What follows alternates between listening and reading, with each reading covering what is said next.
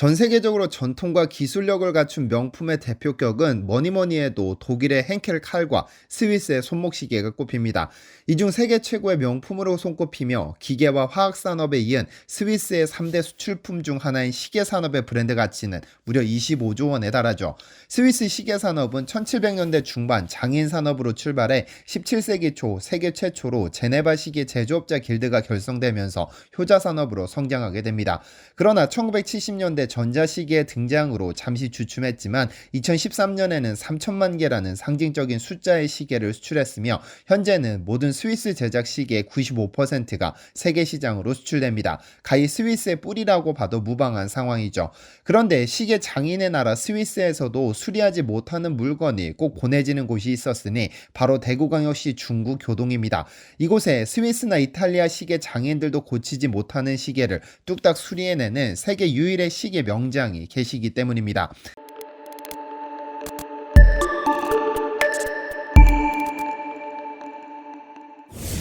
안녕하세요, 디스멘터리입니다. 여러분은 혹시 귀금속 브랜드 중 JST나라는 브랜드를 알고 계시나요? 전 세계인의 사랑을 받는 김연아 선수가 모델로 기용되면서 어마어마한 인지도를 쌓았는데 사실 이 브랜드가 김연아 선수를 후원한 것은 그녀가 중학생이던 시절부터 시작됐습니다. 그녀가 세계 최고의 피겨 여제로 성장하는 모든 과정을 함께하면서 JST나 역시 세계적인 브랜드로 성장했죠. 그런데 여러분이 이 JST나가 로만손이라는 기업의 주얼리 브랜드였다는 사실도 알고 계시나요? 혹은 로만손은 한국 최고의 시계 전문 브랜드였다는 사실도 아시나요? 오늘은 이 부분을 조금 살펴볼까 합니다. 1980년대 한국은 시계 산업에 있어서 전 세계 시장을 호령하던 3대 강국이던 시절이 있습니다. 당시에는 삼성과 같은 대기업도 시계를 만들었고 몇몇 한국 고유 브랜드들은 고가의 예물 시계로도 사랑받았었죠. 좀 과장하자면 눈만 뜨면 전 세계 수많은 시계 업체들이 한국으로 달려와 시계를 주문하던 행복한 시절도 있었다는 이야기입니다. 스위스, 일본과 어깨를 나란히 하며 세계 시장을 호령했었는데 1990년대에 급격히 무너져 가파른 내리막길을 걸었습니다. 당시만 하더라도 삼성시계, 오리엔트, 아남 등 국내 대기업이 내수시장 점유율 90% 이상을 달성하기도 했고 특히 삼성시계의 경우 일본 세이코, 스위스 론진 등의 라이선스 방식으로 완제품을 만들어 납품하는 등 기술력을 인정받았었죠. 그러나 1990년대부터 해외 명품 수입이 허용되면서 고가 제품을 스위스 시계, 가성비에서는 일본 시계, 가격에서는 중국 시계에 밀리면서 지금은 호랑이 담배 피던 시절 같은 이야기가 되었습니다. 그 중에서 로만손이라는 브랜드도 있습니다. 아마 30대 이상이라면 적어도 한 번쯤은 이 시계 브랜드를 들어본 적이 있을 텐데 한국 브랜드 중 가장 고급스러운 디자인과 가격 덕분에 중국에서 생산된 짝퉁 시계가 반입될 정도로 막강했습니다. 한국 시계 브랜드 중 그 어떤 브랜드도 로만손만큼의 국제적인 위상을 가져본 적 없습니다. 그러나 지금은 JST나로 사명까지 변경하면서 유명무실한 시계 브랜드가 되었죠.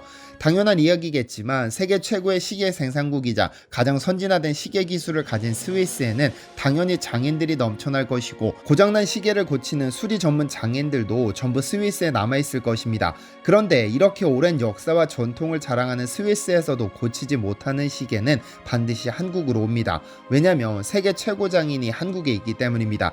대구광역시 중구 교동 귀금속거리에 말이죠. 지하철 대구역 롯데백화점 주변에는 교동 귀금속거리가 있습니다. 그 첫 골목에는 공인사라는 명품 시계 전문 수리점이 있는데 4평밖에 되지 않는 좁은 공간에서 박준덕이라는 세계 최고의 시계 수리 명장이 오늘도 시계를 수리하고 있습니다.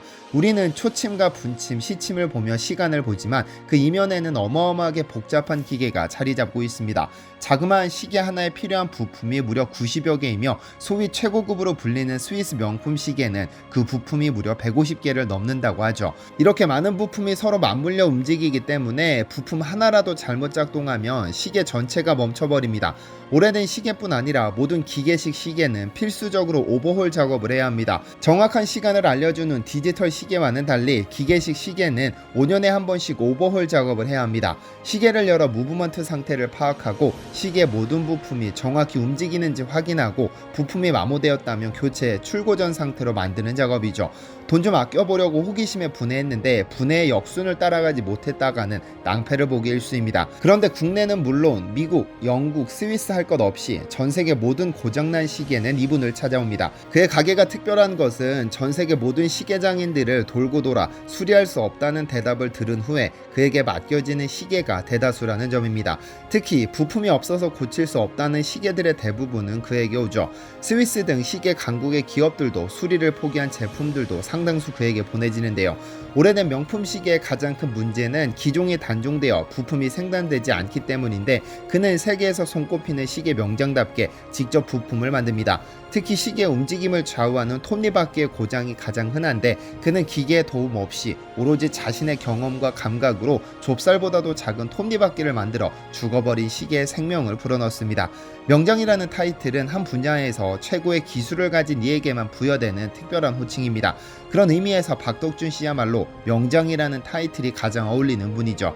무려 60년 동안 오로지 시계 하나만을 고쳐왔기 때문입니다. 물론 개인적인 감정이 아니라 국제적으로도 공인되었습니다. 그는 아시아에서 유일한 영국 시계학회 회원이기 때문입니다. 영국 시계학회란 영국의 국가검정시험을 주관하는 곳으로 박준덕 씨는 이 기관이 주관한 영국 국가검정 시계 자격증을 취득했습니다. 그 과정은 초급, 중급, 최고급으로 나뉘는데 최고급 과정시험은 시계학 이론, 시계학 제도, 실기 테스트 등 3과목을 보게 됩니다. 각 과목당 40점 이상이면 합격, 60점 이상이면 명예로운 합격, 80점 이상이면 신의 경지라고 불리는데 그는 1984년 신의 경지에 올랐습니다. 동아시아에서 이 자격증을 가진 유일한 인물이자 당시 300여 명의 네로라는 전세계 시계 전문가들이 응시했으나 합격자는 단 8명이었다고 하죠.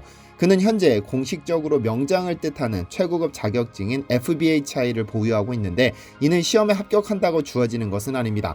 시험을 본 후 학회에 가입한 후 자기 사업장을 5년 이상 운영하는 35세 이상의 회원에게만 주어지게 되죠. 지속적으로 시계 수리를 하고 있는지를 확인하고 명장 자격증을 받을 자격이 되는지를 다시 평가하는 겁니다. 이렇게 그는 세계적인 명장 최고 등급인 FBHI를 취득했죠. 이 시험에 합격한 인물로 박준덕 씨는 한국에서 2번째인데 첫 번째는 1980년대 스웨덴으로 이민 간 고 김창모 씨인데 그는 초급 단계를 가지고 있습니다. 김창모 씨의 경우 이 자격증을 취득한 덕분에 60을 넘긴 나이에도 시계회사에 취직할 수 있었다고 하죠. 그만큼 BHI 자격증은 시계 부문의 노벨상이라고 불러도 전혀 어색하지 않은 자격증입니다. 그럼 대구에 사는 박준덕 씨는 어쩌다 영국까지 건너가 이 시험을 보게 된 것일까요? 사실 그가 시계에 관심을 가지게 된 것은 초등학교 시절입니다. 어린 시절 형편이 좋지 않았던 그는 초등학교 졸업 후 기술을 배워야겠다고 생각했고 우연히 집 앞의 시계방에서 일을 시작했죠. 초등학생에게 무슨 일을 시키냐는 비난도 있을 수 있지만 고작 1960년대에 한국에서 이런 일은 빈번했습니다. 그 역시 집 앞 시계방에서 일을 하다 3개월 뒤 대구 시내 곳곳에 시계방을 돌아다니면서 일을 배웠죠. 그에게는 시계를 배우고 싶은 욕심이 있었는데 당시 시계방 주인에게서 더 이상 배울 것이 없다고 생각한 그는 25살이 될 때까지 대구는 물론 전국 곳곳 시계 수리 전문가가 있다면 어디든 찾아다니며 경험과 경력을 쌓았죠. 그가 25살쯤 전국의 모든 시계수리 전문가가 포기한 시계들이 그를 찾아오기 시작했지만 그는 자격증이 갖고 싶었습니다. 이에 국제공인 자격증을 알아보다 미국의 AWI에 가입했지만 이 기관에서는 자격증을 수여하지 않았기 때문에 스위스로 편지를 보냅니다. 스위스는 시계의 나라라고 불리는 만큼 다양한 시계학교가 있습니다. 2년 과정, 4년 과정, 6년 과정 중 선택해 학교를 다니는데 학교에서는 시계 만드는 법부터 시계 수리까지 시계에 관한 모든 것을 배우죠. 6년 과정을 선택하면 스위스는 물론 전 세계 최고의 전문가가 되는 것인데 전문가들도 갖지 못한 것이 BHI 자격증입니다. 그는 이 자격증을 위해 36건의 시계 이론과 실기, 제도에 관한 책을 섭렵했고 이론, 제도, 실기 테스트 3과목을 전부 패스했습니다. 이론 시험의 경우 머릿속에서 구상한 후 종이에 그리며 설명해야 하는데 가령 시계 방수가 어떤 원리로 작용하는가 등 상당히 고난이도의 문제가 출제되며 실기 시험은 톱니바퀴 등의 입체적인 부품을 직접 만들어 결과물을 제출해야 합니다.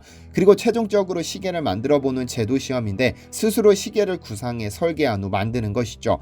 많은 전문가들이 특히 실기 시험에서 탈락하지만 박준덕 명의는 실기 시험에서 80점을 취득해 신의 경지에 올랐습니다. 초등학교 때부터 시작해 벌써 60년의 경력을 가진 그에게는 특히 기억에 남는 시계가 있습니다.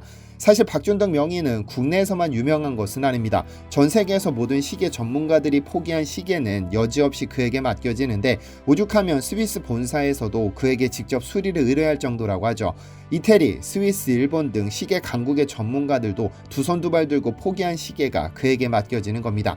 그중 그의 기억에 남는 시계는 독립투사의 회중시계입니다. 2014년 12월 29일 그를 찾아왔죠. 의뢰인의 외할아버지는 독립투사였는데 그가 생전에 가지고 있었던 회중시계가 그의 사망과 함께 땅에 묻혔죠.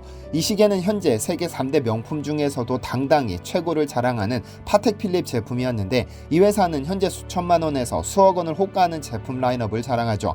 박준덕 명의는 인터뷰에서 독립투사의 시계가 당시 최고 명품인 파텍 필립 회중시계였다고 밝혔는데 파텍 초창기 필립과 합작하기 전 제작된 제품이라고 말했습니다.